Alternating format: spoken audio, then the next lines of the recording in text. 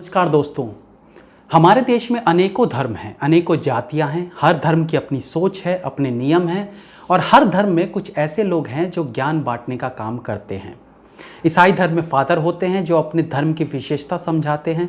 वहीं इस्लाम धर्म के गुरु होते हैं जो इस्लाम का गुणगान करते हैं और अपने धर्म के लोगों को प्रेरित करते हैं कि वो अपने धर्म के नियम कानूनों का पालन करें वगैरह वगैरह।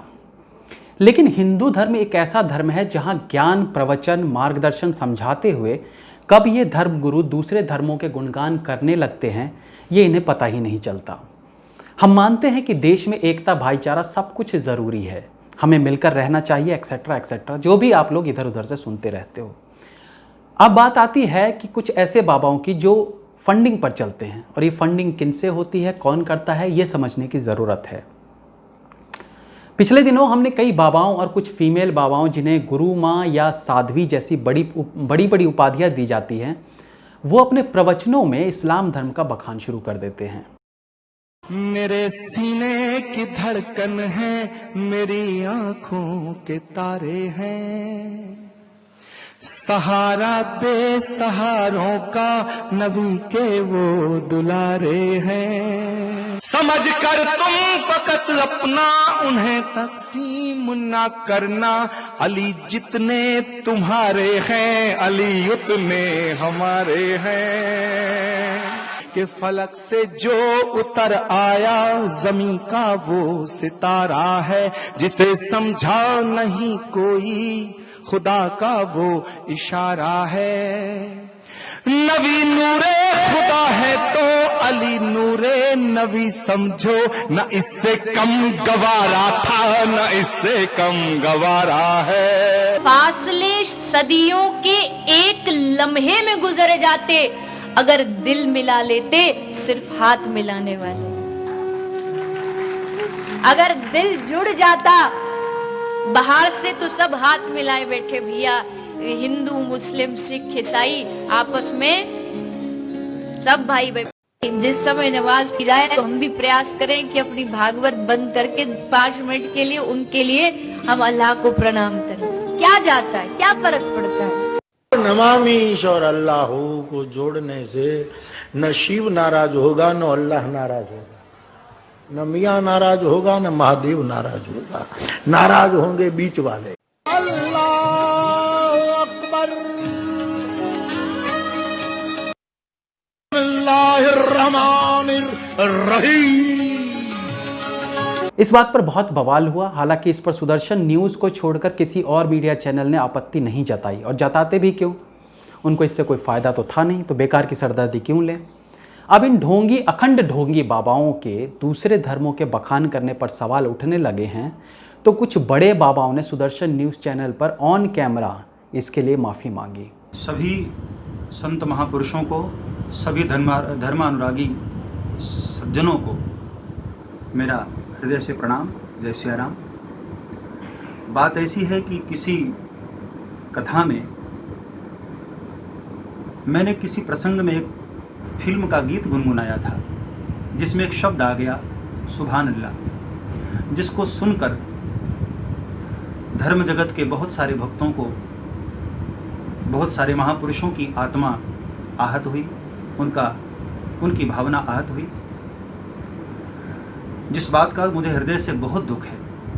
इसलिए मैं इस बात का भरोसा दिलाता हूँ कि आगे से मेरी व्यासपीठ से ऐसे कोई भी शब्द नहीं आएंगे जिससे कि किसी की आत्मा आहत हो, किसी की भावना आहत हो। मैं सनातन धर्म का एक सच्चा सेवक हूँ, सनातन धर्म के पद पर चलने वाला हूँ। सदा ही मैंने व्यासपीठ का आदर किया है, उसकी मर्यादा का मैंने पालन किया है, और इस बात का मैं भरोसा दिलाता हूँ। जय श्री राम। और साथ ही मैं सुदर्शन न्यूज़ के इस धर्म शुद्धि अभियान का पूर्ण तरह से मैं समर्थन करता हूँ। ऐसा होना ही चाहिए। जय श्री राम। इन दिनों में और इससे पूर्व भी किसी वक्तव्य से कोई चूक हुई हो, कोई त्रुटि रह गई हो, तो पूरे अंतःकरण से हम क्षमा प्रार्थी हैं। बीते कुछ दिनों से एक वीडियो जो लोगों की चर्चा का विषय बना हुआ है। आज मैं उसी के विषय में चर्चा करने आप सबके मध्य आई हूँ। किसी को भी उस बात से कष्ट पहुंचा हो तो मैं उसके लिए क्षमा प्रार्थी हूँ। मैंने हिंदुत्व की ध्वजा जो गौ माता है, उन गौ माता की सेवा की और आगे भी निरंतर इसी सेवा में मैं लगी रहूं। लेकिन ये एक बेहद चिंताजनक विषय है कि आखिर इन ढोंगियों ने इस तरह से दूसरे धर्म के प्रचार पर इतना जोर देना क्यों शुरू कर दिया। क्या कारण है कि भगवत गीता का उपदेश देते देते इन्हें ये कहना पड़ता है कि भगवत गीता के बीच में आजान सुनाई दे तो भगवत गीता को साइड में रखकर अल्लाह को याद कर लो, क्या जाता है।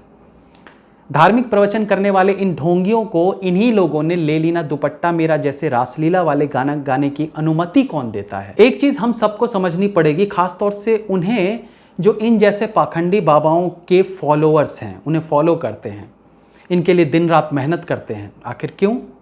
सिर्फ इसलिए कि इन्हें बाबा की बातों में सच्चाई लगती है, उनकी बातें सुन के इनके जीवन में घट रही समस्याएं कम लगने लगती हैं इनको। लेकिन क्या सचमुच ये बाबा इतने ज्ञानी हैं जो किसी के भी कष्ट का निवारण कर दें? बिल्कुल नहीं। कुछ बाबा तो एटलीस्ट हैं नहीं ऐसे। सीधे शब्दों में कहूँ तो बाबा एक अच्छे स्टोरी टेलर होते हैं, इन्हें कहानी सुनानी आती है। एक राइटर जब कोई फिल्म लिखता है और उसे प्रोड्यूसर को सुनाने जाता है तो कई बार खराब कहानी को भी वो इतने रोमांचक तरीके से सुनाता है कि प्रोड्यूसर को कहानी भा जाती है। ये इसलिए क्योंकि वो राइटर एक अच्छा कथावाचक है। एक मामूली सी कहानी को इफेक्टिव ढंग से सुनाने की कला उसके अंदर है, लेकिन इसका ये मतलब नहीं कि वो महाज्ञानी है। वो केवल अच्छा वाचक है। अच्छा बोलने वाला और संपूर्ण ज्ञान रखने वालों में ज़मीन आसमान का अंतर होता है। अब इन ढोंगी बाबाओं के फॉलोअर्स पर आते हैं, जो इन बाबाओं जिन्हें हिंदू धर्म के चेहरे के रूप में देखा जाता है, कैसे उनकी बातों को आंख मूंद कर मान लेते हैं। असली जड़ इन्हीं से शुरू होती है। पिछले दिनों हमने हजारों ऐसी वीडियोस देखी जिसमें हिंदू धर्म गुरु महाराज वाली गद्दी पर बैठे सूरत आपकी सुभान अल्लाह जैसे गीत गाकर मनोरंजन कर रहे हैं। क्या ये भीड़, इनके जितने चाहने वाले लोग हैं, ये यही गाना सुनने के लिए इन बाबाओं के यहाँ आते हैं? अगर डम डम डीगा डीगा और इन्हीं लोगों ने ले लीना दुपट्टा मेरा जैसे गाने लाइव ही सुनने हैं तो फिर इससे तो अच्छा है ऑर्केस्ट्रा पार्टी के साथ बैठ के आनंद लें। इस पवित्र माहौल में जहां आपको हिंदू धर्म, संस्कृति और ज्ञान की बातें बताई जानी चाहिए थी, वहां आपने बैंड बाजा बारात जैसा माहौल बना रखा है और इनके फॉलोअर्स तब भी इस पर आपत्ति नहीं उठाते। एक पादरी जो होता है वो बाइबल का ज्ञान देता है, उसे इंग्लिश आती है और ईसा मसीह के पद चिन्हों पर चलने के लिए वो प्रेरित करता है। एक मौलाना जिसे उर्दू आती है कुरान पढ़ाता है, कुरान पढ़ता है और कुरान की राह पर चलने की हिदायत देता है। लेकिन क्या इन सो कॉल्ड हिंदू धर्म गुरुओं को संस्कृत आती है? नहीं आती है। संस्कृत की 4 पंक्तियां याद करके ये अपना धंधा चला रहे हैं। आप खुद सोचिए, अगर कोई बाबा सचमुच का बाबा है तो जाहिर सी बात है उसे दीन दुनिया से लेना देना नहीं होगा, वो केवल अपने धर्म के बारे में ज्ञान देगा। तो फिर ये ढोंगी लोग कौन हैं जो पूरे दिन बाकायदा टीवी पर आकर पैसे पे करके अपनी मार्केटिंग कर रहे हैं? अगर आप इतने ही बड़े ज्ञानी हो तो खुद लोग आपके पास आएंगे। ये ब्रांडिंग, ये प्रमोशन क्यों? मैं एक एग्जाम्पल देता हूँ। अक्सर लोग बाबा रामदेव को उसी श्रेणी में रखते हैं कि ये बाबा ज्ञान पेलता है, पैसा कमाता है और ये भी टीवी पर आता है। लेकिन ये सब बोलते वक्त ये लोग भूल जाते हैं कि बाबा रामदेव ने कभी नहीं कहा कि वो बाबा है और ना ही वो हैं। वो योग गुरु हैं जो योग सिखाते हैं। एक बिजनेसमैन है जिनका पतंजलि नाम के प्रोडक्ट मार्केट्स में आते हैं। बाकायदा वो टैक्स भरते हैं, अपने योग से वो लाखों करोड़ों लोगों को स्वस्थ करते हैं। लेकिन इन बाकी के पाखंडी बाबाओं का क्या, जो अपने धर्म को बेचकर गिद्ध की तरह अपनी संस्कृति को नोचने में लगे हैं। और उनसे भी 2 कदम आगे हैं उनके फॉलोअर्स, जो ये सब होता देख भी इनको फॉलो करते रहते हैं। दोस्तों, आपको ये समझना होगा कि आप ज्ञान का भंडार प्राप्त करने के लिए किसके पास जा रहे हो। कभी कोई क्रिश्चियन फादर अपने उपदेशों में हिंदू धर्म का बखान करता है? अब बताइए, कभी भी आपने ऐसा सुना है कि किसी पादरी से कि हिंदू धर्म बहुत अच्छा है? नहीं सुना होगा। कभी मौलानाओं से हिंदू धर्म की तारीफ सुनी है? नहीं सुनी होगी। लेकिन हमारे ये सो कॉल्ड ढोंगी दूसरे धर्मों की मिसालें पेश करते हैं, सेक्युलर बनते हैं। ये अपने आधे प्रवचन में दूसरों का प्रचार करते रहते हैं। लेकिन सवाल ये उठता है कि क्या जिन धर्मों की लोरी ये गाते रहते हैं उन्हें इस बात से फ़र्क पड़ता है कि तुम अपने प्रवचनों में उनका गुणगान करो? नहीं पड़ता है। उन्हें घंटा फ़र्क नहीं पड़ता तुम उनके धर्म प्रचार में उनकी सहायता कर रहे हो या नहीं कर रहे हो। तो तुम्हें ये सेक्युलरिज्म वाला कीड़ा कहाँ से काटे बैठा है? वो अपने धर्म का प्रचार कर रहे हैं, तुम अपने धर्म का करो। इसमें हिंदू मुस्लिम या भाईचारे में खटास आने की तो बात ही नहीं है। लेकिन फिर भी इस चीज़ को तुम ज़बरदस्ती अपने प्रवचनों में डालकर किसे खुश करना चाहते हो?